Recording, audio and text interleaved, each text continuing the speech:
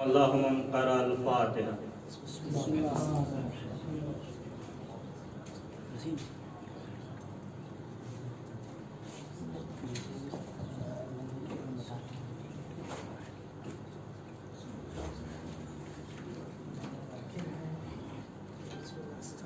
لا حول ولا قوة إلا بالله العلي العظيم. اعوذ باللہ من الشیطان الرجیم. بسم اللہ الرحمن الرحیم. الحمد للہ رب العالمین. الصلاۃ والسلام علی صاحب الدعوۃ النبویہ وصولۃ الحیدریہ والعصمۃ الفاطمیہ والحلم الحسنیہ والشجاعۃ الحسینیہ والعبادۃ السجادیہ والمعالم الباقریہ والآثار الجعفریہ والعلوم الکاظمیہ والحجج الرضویہ والجود التقویہ والنقاوۃ النقویہ والہیبۃ العسکریہ والغیبۃ الالہیۃ القائم بالحق. اللہم صلی علی محمد وعلی آل بیتہ الطیبین الطاہرین المعصومین المظلومین المنتخبین المنتجبین ولعنۃ اللہ علی اعدائہم اجمعین من یومنا ھذا الی قیام یوم الدین. اما بعد فقد قال رسول اللہ صلی اللہ علیہ وآلہ وسلم حسین منی وانا من الحسین احب اللہ من احب حسینا وابغض اللہ من ابغض حسینا. صلوات پڑھیں محمد والے. اللہم صلی علی محمد. عزیزان محترم، معزز صاحب اکرام، ماتم داران سرکار سید الشہداء، بزرگان قوم و ملت، علماء کرام، میں نے جس حدیث کو آپ کے سامنے پیش کیا اس میں اللہ کا حبیب ارشاد فرماتا ہے کہ حسین میرا مجھ سے ہے اور میں حسین سے ہوں. پروردگارا تو اسے دوست رکھ جو میرے حسین سے محبت کرے، اور تو اس پر غضبناک ہو جو میرے حسین سے دشمنی رکھے. شخصیت امام حسین کے متعلق کچھ عرض کرنے سے پہلے تمہیداً کچھ باتیں عرض کرنی ہے کہ اکثر ناواقف افراد اور اکثر سمجھدار لوگ یہ اعتراض کرتے ہیں کہ جو واقعہ سینکڑوں سال پہلے گزر چکا ہے اس کی یاد کیوں منائی جائے، اس کو کیوں دہرایا جائے اور اس انداز سے دہرایا جائے. جب اصل واقعے کا زمانہ آئے تو ساری دنیا میں فرش عذاب بچھا دی جائے. کیا ایک واقعے کی تکرار کرنے سے انسان کو اکتاہٹ کا احساس نہیں پیدا ہوتا؟ کیا ایک ہی واقعے کو بار بار دہرانے سے انسان خستہ حال نہیں ہو جاتا؟ کیا ایک ہی واقعے کو دہرانے سے انسان پریشان نہیں ہو جاتا، انسان گھبرا نہیں جاتا؟ نہ جانے اس قوم کو کیا ہو گیا ہے، صدیوں سے ایک ہی واقعے کی تکرار کر رہی ہے. نہ ہی تھکن کا احساس ہو رہا ہے، نہ ہی اکتاہٹ کا احساس ہو رہا ہے، نہ ہی گھبراہٹ کا احساس ہو رہا ہے. آخر کیا وجہ ہے؟ دنیا میں دوسرے واقعات ہیں، ان کی یاد منائی جائے، انہیں یاد کیا جائے. کیا وجہ ہے ایک ہی واقعے کی تکرار کی جائے؟ تو عزیزو، اس سوال کے مقابل میں ہزاروں سوال کھڑے ہو جاتے ہیں. انسان کی زندگی کا کوئی ایسا رخ نہیں ہے جہاں پر انسان تکرار نہ کر رہا ہو. انسان کی زندگی کا دار و مدار تکرار پر ہی ہے. اب نہ کوئی دنیا والا یہ کہنے والا ہوا ہے کہ تکرار اچھی چیز نہیں ہے. تکرار سے انسان اکتا جاتا ہے، گھبرا جاتا ہے، اور نہ ہی کوئی دیندار یہ کہنے کے قابل ہے. اگر کوئی یہ کہہ بھی دے عزیزوں غذا انسان کی ضرورت ہے. صبح انسان نے ناشتہ کیا تو ناشتہ کرنے کے بعد اب دوپہر میں کھانا کھانے کی ضرورت نہ ہوتی. وہی روٹی صبح کھائی ہے, وہی دوپہر میں کھانا ہے, وہی شام میں کھانا ہے, وہی کھانا 4 دن پہلے کھایا تھا وہی آج کھا رہا ہے. اگر کوئی انسان یہ کہنے کے لیے کھڑا ہو جائے کہ ایک واقعے کی تکرار ہم نہ کریں گے, ہم اس چیز کو نہیں دہرائیں گے, اگر وہ 4-5 دن اس چیز کو نہ دہرائے تو انشاءاللہ اس کی زندگی کا خاتمہ ہو جائے گا. تو اب پتا چلا کہ تکرار سے اکتاہٹ نہیں پیدا ہوتی, تکرار سے حیات ملا کرتی ہے. محمد والے محمد پر اللہم صلی علی محمد وعلی محمد.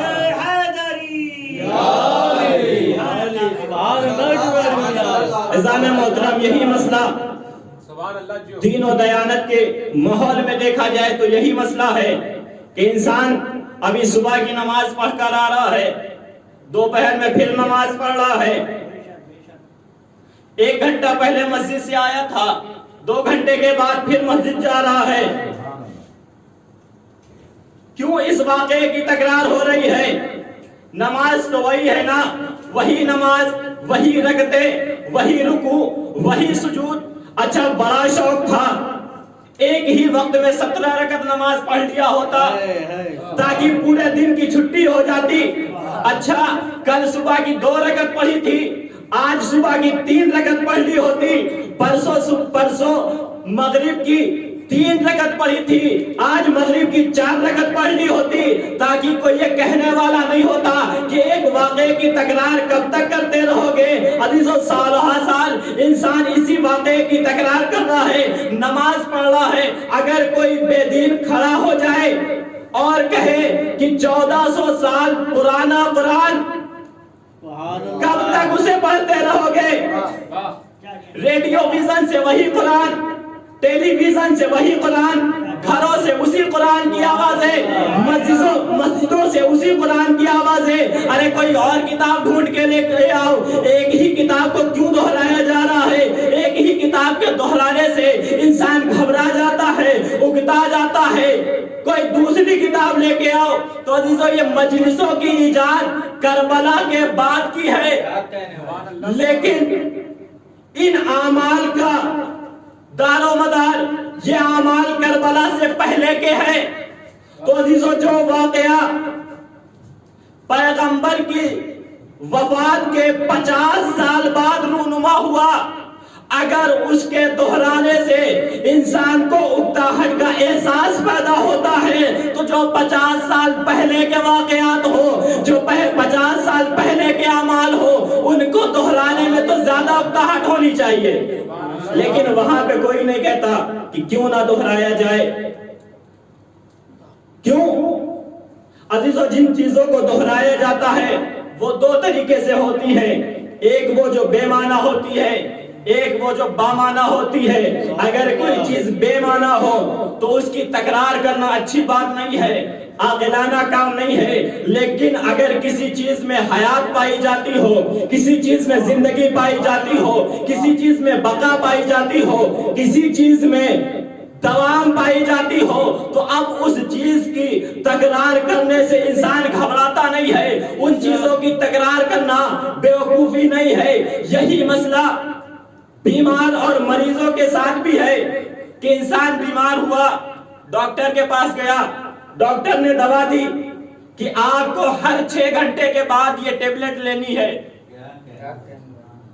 ہر 6 گھنٹے کے بعد یہ دوا کھانی ہے. میں نے کہا بھائی ڈاکٹر صاحب کب تک انسان اس کی تکرار کرتا رہے گا؟ انسان گھبرا جائے گا, پریشان ہو جائے گا. انہوں نے کہا نہیں, تکرار تو کرنا ہی پڑے گا. اچھا اب انسان ٹھیک ہو گیا, ٹھیک ہونے کے بعد ڈاکٹر نے 10 دن کا کورس لکھ دیا کہ آپ کو 10 دن کا کورس کرنا ہے. کیوں؟ اس لیے کہ آپ کے جسم میں جراثیم پیدا ہو گئے ہیں. یہ اینٹی بائیوٹک دوا آپ کو کم از کم 10 دن کھانی پڑے گی, اس لیے کہ اگر نہیں کھایا تو بدن کے خراب ہو جانے کا خطرہ ہے, جسم کے تباہ ہو جانے کا بائیوٹک دوا آپ کے جسم سے جراثیم کو دور کرے گا۔ عزیزوں، یہ اینٹی بائیوٹک دوا آپ کے جسم سے جراثیم کو دور کرے گا۔ تو جو آج جراثیم پھیلا رہے ہیں، کوئی ان سے کچھ نہیں کہہ رہا، جو اینٹی بائیوٹک کھلا رہے ہیں سب انہی کے پیچھے لگے۔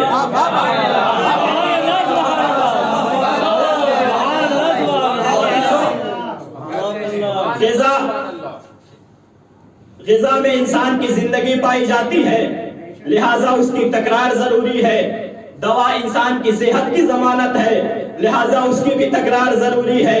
نماز، روزہ، قرآن عبادت پروردگار ہے، بندگی پروردگار ہے، لہٰذا اس کی بھی تکرار ضروری ہے۔ تو سمجھ میں آیا کم سے کم 3 چیزوں کی تکرار ضروری ہے۔ جس میں زندگی پائی جائے اس کی تکرار کی جائے، جس میں صحت پائی جائے اس کی تکرار کی جائے، جس میں بندگی پائی جائے اس کی تکرار کی جائے۔ یہ تینوں چیزیں الگ ہیں، لیکن اگر کوئی چیز ایسی آ جائے جس کے اندر زندگی بھی پائی جاتی ہو، جس کے اندر صحت بھی پائی جاتی ہو، جس کے اندر بندگی بھی پائی جاتی ہو، ذکر حسین ایک ایسا واحد ذکر ہے جس میں تینوں چیزیں جمع ہو گئی ہے۔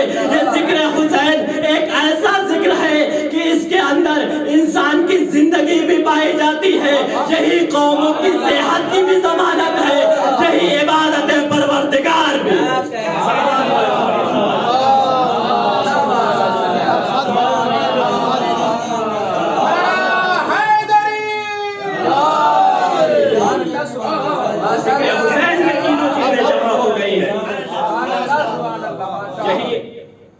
قوموں کی زندگی بھی ہے اور یہی معاشرے کی صحت کی بھی ضمانت ہے اور یہی عبادت پروردگار بھی ہے۔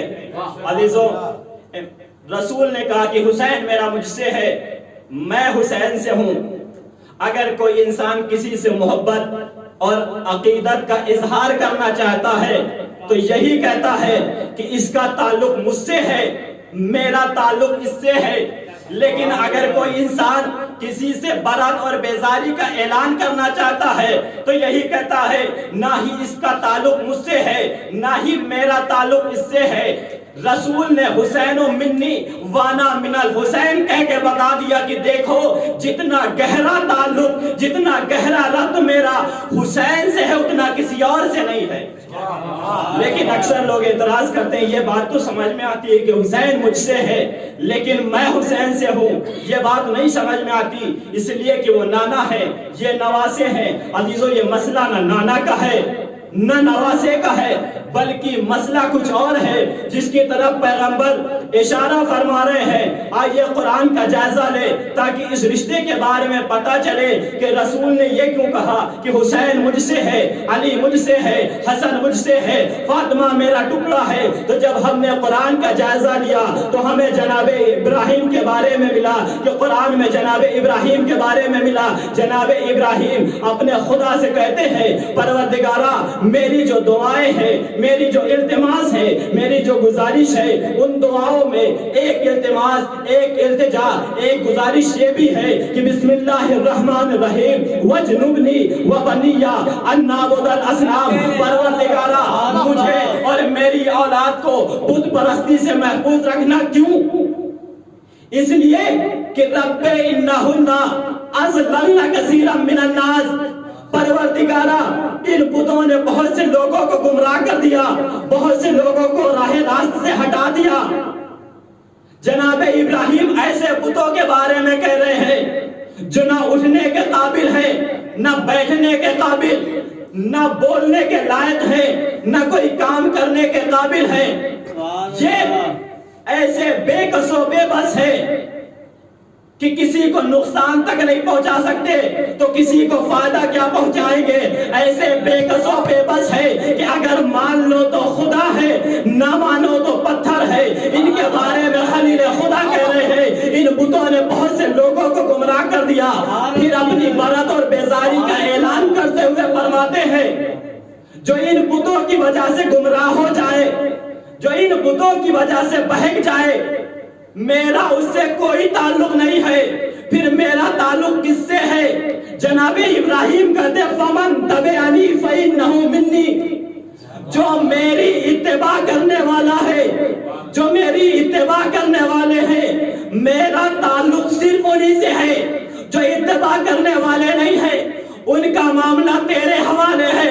تو چاہے گا معاف کر دے گا، تو چاہے گا سزا دے دے گا. خلیل خدا نے سب سے پہلے دعا کی کہ پروردگار مجھے اور میری اولاد کو بت پرستی سے محفوظ رکھنا. پھر بتوں کے حرکات اور سکنات کا ذکر کیا کہ ان بتوں نے بہت سے لوگوں کو گمراہ کر دیا ہے. اس کے بعد فرماتے ہیں کہ جو میری اتباع کرے گا وہ مجھ سے ہوگا. یعنی میں نے کسی بت کے سامنے سر تسلیم خم نہیں کیا ہے، میں کسی بت کی وجہ سے گمراہ نہیں ہوا ہوں، میں کسی بت کی وجہ سے راہ راست سے نہیں ہٹا ہوں. اب اس راستے میں جو میری اتباع کرے گا وہ مجھ سے ہوگا، جو میری اتباع کرے گا وہ مجھ سے ہوگا.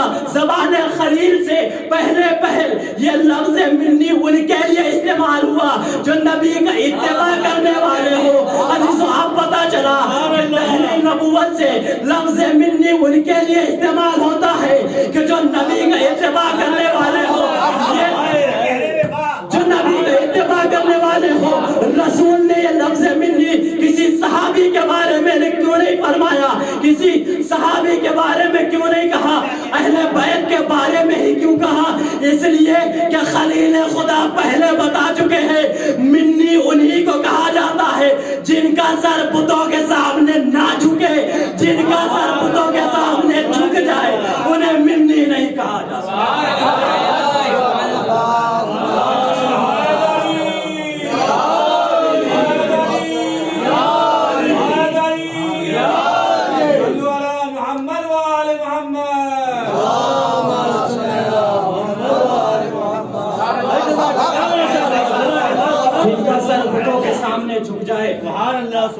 انہیں منی نہیں کہا جاتا. عزیزان محترم، کسی انسان کی صحیح معرفت حاصل کرنے کے لیے اور اسے پہچاننے کے لیے کچھ چیزوں کا خیال کرنا ضروری ہے. اگر کوئی محقق، کوئی ریسرچ کرنے والا کسی انسان کے بارے میں تحقیق کرے تو کم از کم 2 بنیادی شرطیں ہیں کہ اس انسان نے زندگی کیسے گزاری اور اس انسان کے کارنامے کیا ہے. آئیے اسی روشنی میں دیکھتے ہیں امام حسین نے زندگی کس طرح سے گزاری، امام حسین کے کارنامے کیا ہے. لیکن عزیزو بڑا فرق ہے کہ جس انسان کے بارے میں تحقیق کی جاتی ہے نہ ہی اس کی اب زندگی باقی ہے، نہ ہی اس کے کارنامے باقی ہیں. تحقیق کرنے والوں کا کام یہ ہے کہ وہ تحقیق کرے اور آنے والے نسل کے لیے مہیا کرے. اگر کسی انسان نے 100 سال پہلے زندگی گزاری ہے، محققین کا کام یہ ہے کہ اس کے اوپر تحقیق کرے کہ اس کی زندگی کیا تھی، اس کے کارنامے کیا تھے. اگر کسی نے کوئی کتاب لکھی ہے تو محققین کا کام یہ ہے کہ لائبریری جائے اور دیکھیں کہ اس نے کس مضمون پہ کتاب لکھی ہے، اس کتاب کی حیثیت کیا ہے. اگر کسی نے کوئی بڑی ریسرچ کی ہے تو ریسرچ کرنے والوں کی ذمہ داری یہ ہے کہ اس کی ریسرچ کے بارے میں تلاش کرے، ورنہ نہ منظر عام پہ اس کی زندگی باقی ہے نہ ہی اس کے کارنامے باقی ہے.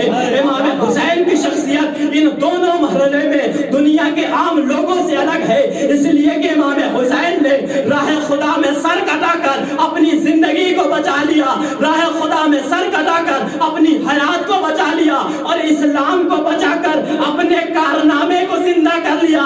اب کوئی یہ کہنے والا نہیں ہے کہ 1400 سال پہلے جو انسان زندگی گزارتا تھا اس کی زندگی کیا تھی، اس کے کارنامے کیا تھے، اس نے کربلا میں کیا کارنامہ انجام دیا. اب دیکھنا یہ ہے کہ اگر اسلام باقی ہے، حسین کا کارنامہ سامنے ہے، کعبے کا تقدس باقی ہے، حسین کا کارنامہ سامنے ہے، نمازیں باقی ہے، حسین کا کارنامہ سامنے ہے، مسجدوں میں اذانوں کی آوازیں بلند ہے، حسین کا کارنامہ سامنے ہے. جن کے کارنامے گزر چکے ان پر تحقیق الگ ہوتی ہے، جس کا کارنامہ باقی ہو اس پر تحقیق الگ ہوتی ہے.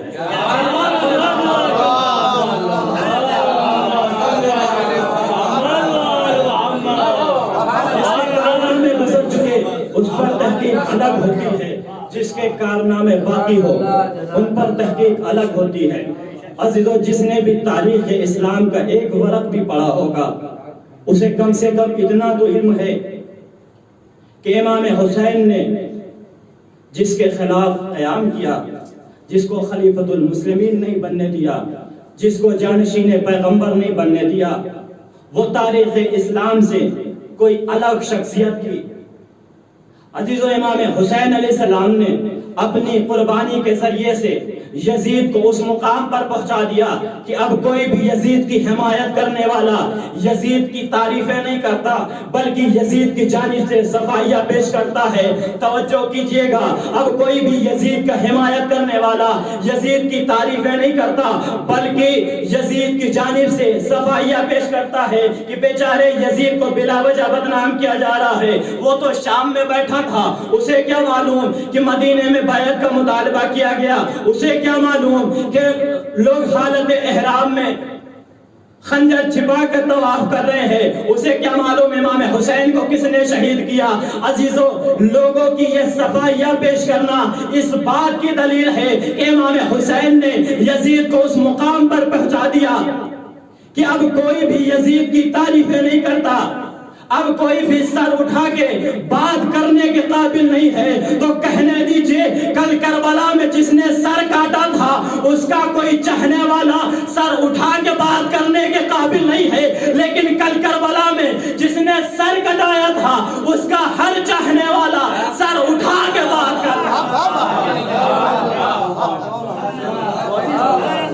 یزید کی حمایت میں جو کوئی قلم اٹھاتا ہے یا قدم اٹھاتا ہے، اس کا سارا زور اس بات پہ ہے کہ اسے قتل امام حسین سے بری رکھا جائے، لیکن کسی میں اتنی ہمت نہ ہو سکی کہ یزید کے ذاتی اعمال کا انکار کر دے اور یہ کہہ دے کہ یزید شراب نہیں پیتا تھا، یزید کے کردار میں عیب نہیں تھا، یزید بندر نہیں نچاتا تھا، یزید بد کردار نہیں تھا، یزید ناچو گانا کا شوقین نہیں تھا۔ کوئی یہ کہنے والا نہیں ہے کہ یزید نے یہ نہیں کہا کہ نہ کوئی وحی آئی نہ کوئی قرآن آیا، یہ بنی ہاشم کا ڈھونگ ہے۔ عزیزوں، ہر انسان یہ کہنے کے قابل ہے، ہر انسان یہ کہتا ہوا نظر آتا ہے۔ عزیزوں، جو بھی یزید کی حمایت میں قلم اٹھا رہا ہے اس نے یزید کے ذاتی اعمال کا انکار نہیں کیا۔ ذاتی اعمال کا انکار نہ کرنا اس بات کی دلیل ہے کہ یزید کے ذاتی اعمال لوگوں کی نظروں میں واضح اور روشن تھے۔ تو کیا عزیزوں، اس دور میں صرف یزید ہی تھا جو شراب پیتا تھا؟ کیا یزید ہی تھا جس کے کردار میں عیب تھی؟ اس زمانے میں چھوٹے بڑے بہت سے ایسے لوگ تھے جو شراب پیتے تھے۔ جس دور میں حکومت کا یہ عالم ہو، اس دور میں پبلک کا کیا گننا؟ جسے بھی اپنے سرکار کو خوش کرنا ہوگا، جسے بھی یزید کے ہاتھ پہ بیعت کرنی ہوگی، وہ یزید کی اتباع کرے گا، وہ یزید کی پیروی کرے گا۔ لیکن امام حسین علیہ السلام نے کسی اور کے خلاف اتنا بڑا قیام کیوں نہیں کیا؟ کسی اور کے خلاف اتنا بڑا اقدام کیوں نہیں کیا؟ کسی محلے میں پتہ چلا ہو کہ فلاں شخص شرابی ہے تو امام حسین اہل بیت کو لے کر چل گئے ہو، نہ ہی امام حسین نے کیا اور نہ ہی یہ پیغمبر اسلام نے کیا، نہ ہی مولا کائنات نے کیا، نہ ہی کسی اور نے کیا۔ تو کیا ضرورت تھی کہ یزید کے خلاف ہی اتنا بڑا قیام کیا جائے، یزید کے خلاف ہی اتنا بڑا اقدام کیا جائے؟ بات بالکل واضح ہے، اگر کوئی ایک عام انسان بن کر گناہ کرتا ہے تو ہماری ذمہ داری یہ ہے کہ اسے نہی عن المنکر کرے، اسے منع کرے۔ اگر وہ مان جائے تو ٹھیک، نہیں مانے تو جہنم میں جائے۔ لیکن اگر کوئی شخص دین کا ذمہ دار بن جائے، دین کا ٹھیکیدار بن کر برا کام کرتا ہے، تو اب مسئلہ اس کی برائی کا نہیں ہے، اب مسئلہ یہ ہے کیا برائی اسلام میں شامل ہونا چاہتی ہے یا نہیں۔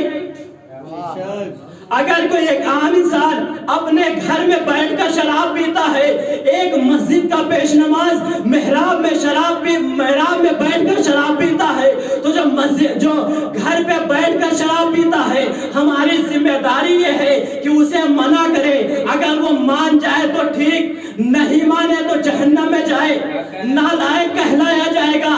لیکن لیکن جو شخص محراب میں بیٹھ کر شراب پی رہا ہے، اب یہ مسئلہ یہاں پہ نہیں ہے کہ اگر وہ مان جائے تو ٹھیک، اسے ہر حال میں بتانا ہوگا، اسے ہر حال میں منع کرنا ہوگا، اس لیے کہ اب مسئلہ اس کی شراب کا نہیں ہے، اب مسئلہ یہ ہے، اب مسئلہ پیش نماز کے احترام کا ہے، مسئلہ مسجد کی حرمت کا ہے۔ لوگ دیکھیں گے تو یہ کہیں گے کہ مسلمانوں کے پیش نماز شراب پیتے ہیں، اب مسئلہ اس کی شراب کا نہیں ہے، یہی مسئلہ ہے۔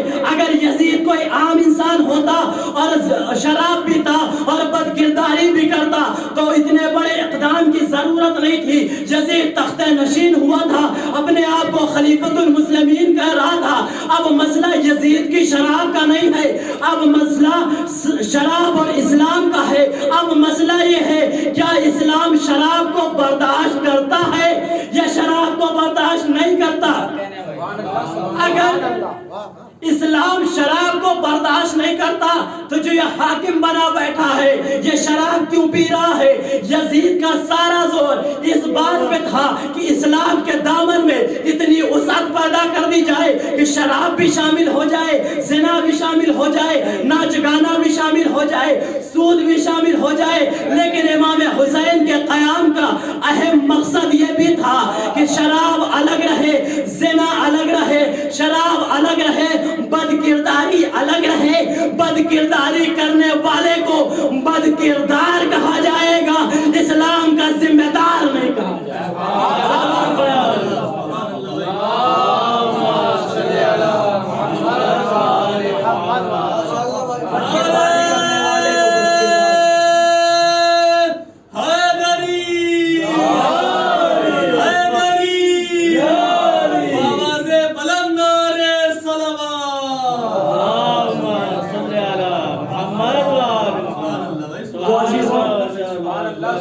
سارا مار گئے کربلا بس دو لفظوں میں ہے کہ بد کرداری کے رشتے کو اسلام سے جوڑ دیا جائے یا بد کرداری کے رشتے کو اسلام سے توڑ دیا جائے۔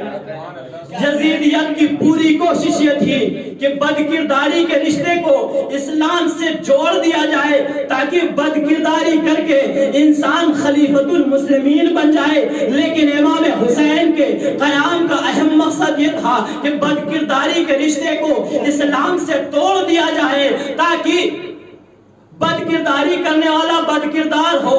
اب ہمیں دیکھنا یہ ہے کیا اسلام میں شراب ہے یا نہیں، کیا اسلام میں ناچ گانا ہے یا نہیں، کیا اسلام میں سود ہے یا نہیں، کیا اسلام میں جوا ہے یا نہیں، کیا اسلام میں بد کرداری ہے یا نہیں۔ تو جس نے بھی تاریخ اسلام کا ایک ورق بھی پڑھا ہوگا وہ یہ ضرور کہے گا کہ بد کرداری الگ ہے، اسلام الگ ہے، بد کرداری الگ ہے، اسلام الگ ہے، شراب الگ ہے، اسلام الگ ہے، زنا الگ ہے، اسلام الگ ہے، سود الگ ہے، اسلام الگ ہے، ناچ گانا الگ ہے۔ تو عزیزو جو کل ان چیزوں کو ملانا چاہتا تھا وہ مٹ گیا، لیکن جو الگ رکھنا چاہتا تھا اس کا کارنامہ آج بھی باقی ہے، اس کا کارنامہ آج بھی باقی ہے۔ اب دنیا دیکھے یہ کارنامہ کس کا ہے؟ یہ کارنامہ حسین ابن علی کا ہے۔ اس دور میں بہت سے ایسے لوگ تھے جو بھاگ گئے تھے، یہ یزید کے ہاتھ پہ بیعت کرنے کو تیار ہو گئے تھے اور یہ کہہ رہے تھے اور اس بات پر راضی ہو گئے تھے اگر یہ چیزیں اسلام میں شامل ہو جائے تو کوئی حرج نہیں ہے۔ لیکن امام حسین نے ان چیزوں کو اسلام سے الگ رکھنا چاہا۔ تو اگر اب اسلام میں شراب نہیں ہے، اب اگر اسلام میں بد کرداری نہیں ہے تو یہ کارنامہ کس کا ہے؟ یہ کارنامہ کسی ایسے ویسے انسان کا نہیں ہے جو بیعت یزید پر راضی ہو گیا ہو۔ یہ کارنامہ اس حسین ابن علی کا ہے جس نے اپنا سر تو کٹا دیا لیکن ان چیزوں کو اسلام میں شامل نہ ہونے دیا۔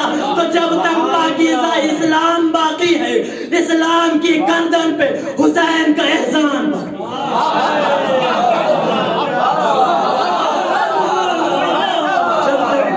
اسلام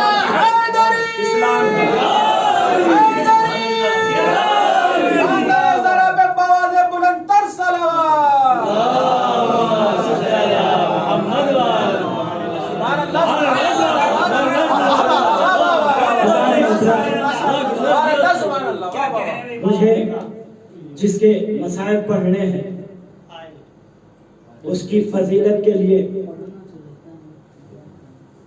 کچھ باتیں عرض کرتا چلوں، اور یہی میری مجلس کا پیغام بھی ہے، لیکن اس سے پہلے میں خود کو نصیحت کرنا چاہتا ہوں، اس لیے کہ معصوم فرماتے ہیں کیفا یصلح غیرہ من لم یصلح نفسہ، جو اپنی اصلاح نہیں کر سکتا وہ دوسروں کی اصلاح کیسے کرے گا؟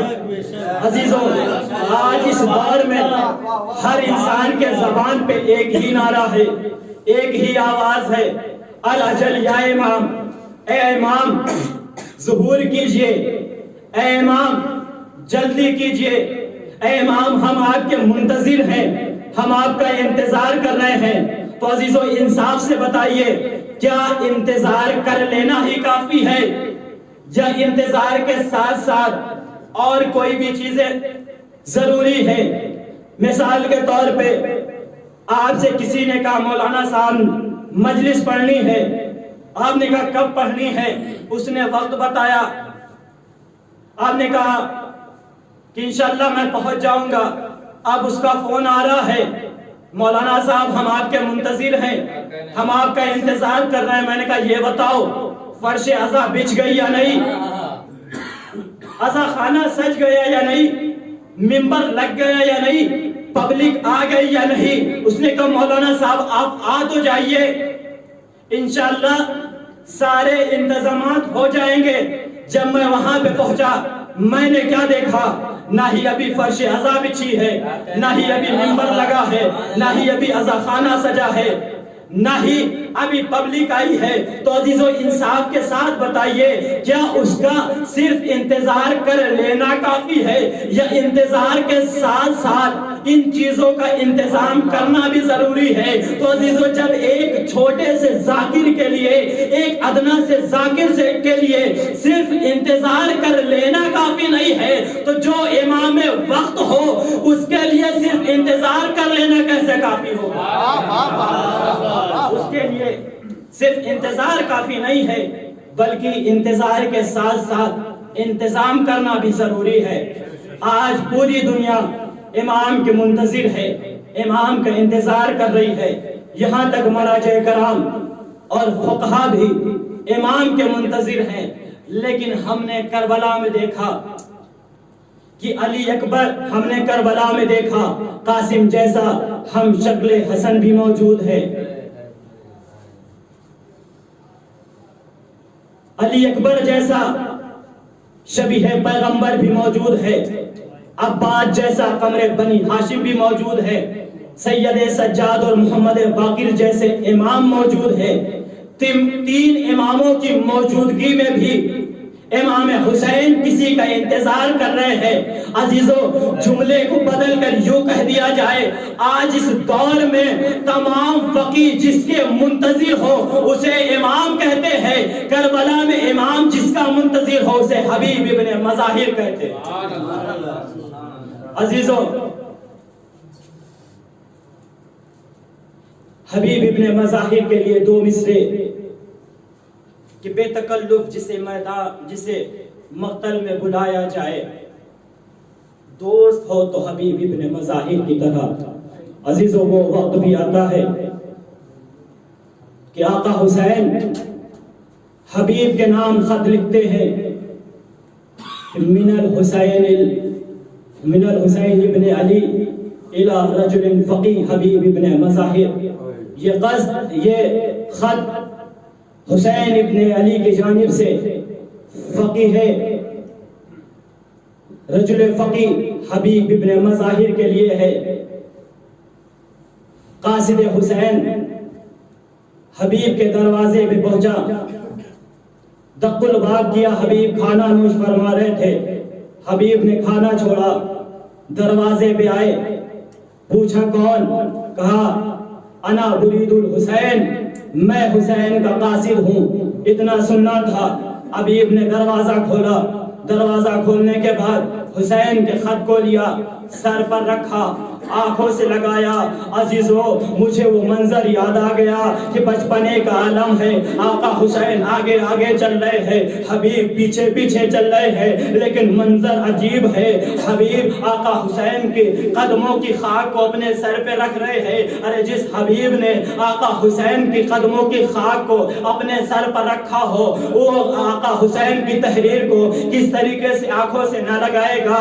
عزیزو حبیب نے خط چاک کیا، خط کے مضمون کو پڑھا، خط میں لکھا ہوا تھا، اے حبیب تمہیں معلوم ہے کہ پیغمبر سے ہماری قرابت کیا ہے، پیغمبر سے ہمارا رشتہ کیا ہے۔ اے حبیب فضائل تو تمہیں معلوم ہے، اب مسائل سن لو۔ اے حبیب تمہارا آقا نرغے آدھا میں گھر گیا ہے، ساری دنیا مخالف ہو گئی ہے، ساری دنیا دشمن ہو چکی ہے۔ اے حبیب اگر نصرت کرنا چاہتے ہو تو جلدی آنا۔ عزیزو حبیب حجرے میں گئے، سوجا نے پوچھا کس کا خط ہے؟ کہا حسین ابن علی کا خط ہے۔ کہا خط میں کیا لکھا ہے؟ کہا لکھا ہے حبیب جلدی آنا، تمہارا آقا نرغے آدھا میں گھر چکا ہے۔ زوجہ حبیب نے پوچھا اے حبیب ارادہ کیا ہے؟ حبیب نے کہا سوچتا ہوں کہ آقا حسین کی نصرت کو جاؤں، پھر سوچتا ہوں تمہیں کس کے حوالے چھوڑ کے جاؤں گا۔ عزیزو اتنا سننا تھا، زوجہ حبیب کو جلال آیا۔ حبیب کی زوجہ نے کہا اے حبیب اگر اے حبیب تمہیں میرا تو خیال ہے، شہزادی فاطمہ زہرا کا کوئی خیال نہیں ہے۔ اے حبیب تم اگر آقا حسین کی نصرت کو نہ جاؤ گے، میں آقا حسین کی نصرت کو جاؤں گا۔ حبیب نے اتنا سنا، حبیب نے کہا اے مومنہ میں تیرا امتحان لے رہا تھا، ارے میرا آقا مجھے نصرت کو بلائے، میں کس طرح سے آقا کی نصرت کو نہ جاؤں۔ عزیزو حبیب نے اپنے غلام سے کہا فلاں مقام پہ گھوڑے کو لے کے جاؤ، میں بھی کچھ دیر میں آتا ہوں، اس لیے کہ اس وقت ناکہ بندی ہو چکی تھی، چاروں طرف سے راستے بند ہو چکے تھے۔ حبیب نے کہا میں کسی بہانے سے اس مقام تک پہنچ جاؤں گا۔ حبیب کے پہنچنے میں تھوڑی دیری ہوئی۔ حبیب جب قریب پہنچے، حبیب نے عجب منظر دیکھا۔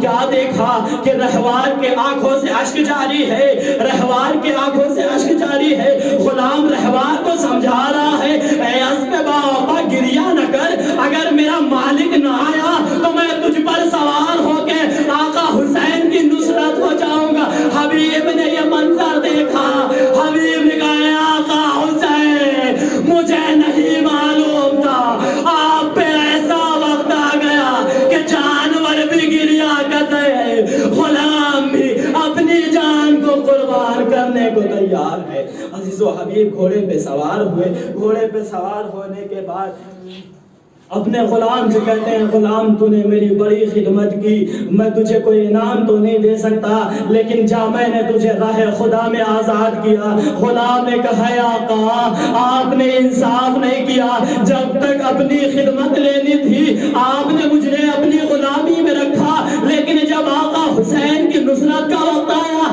آپ مجھے آزاد کر رہے ہیں۔ حبیب نے غلام کو ساتھ لیا، کربلا کی جانب روانہ ہوئے۔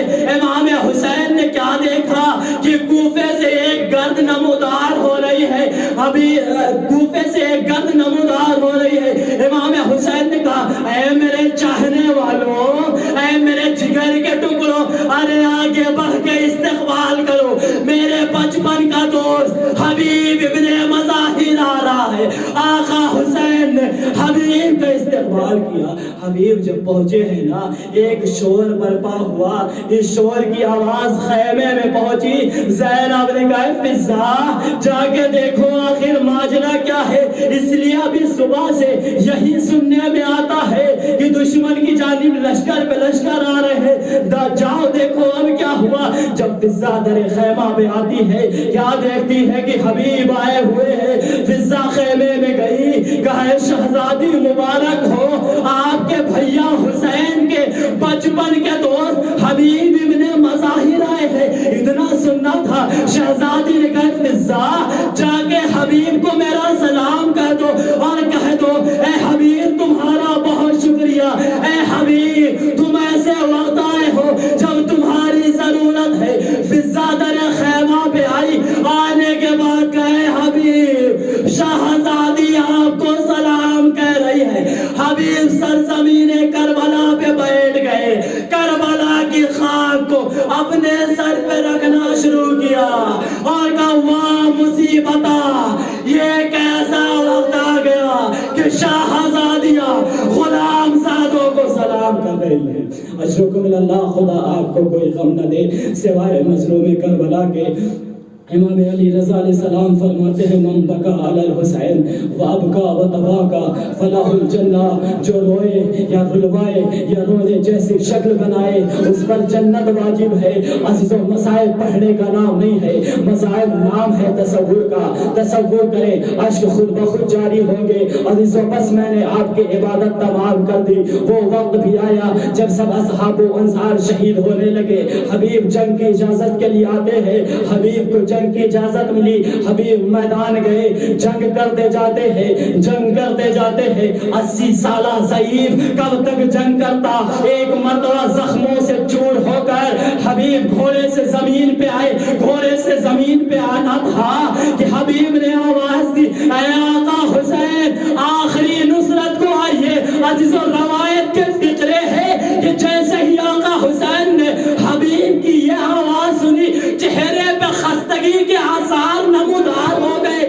میں کہوں گا اے آقا ابھی تو آپ نے حبیب کی آواز سنی ہے، چہرے پہ خستگی کے آثار نمودار ہو گئے۔ اے آقا حسین آپ اس وقت کیا کریں گے جب قاسم کی لاش پامال ہوگی؟ اے آقا حسین آپ اس وقت کیا کریں گے جب عباس کے شان قلم ہوگے؟ اے آقا حسین آپ اس وقت کیا کریں گے جب آپ کا ششماہا علی اصغر ہوگا، ہرملا کا 3 بھال کا تیر ہوگا، علی اصغر کا گلا ہوگا؟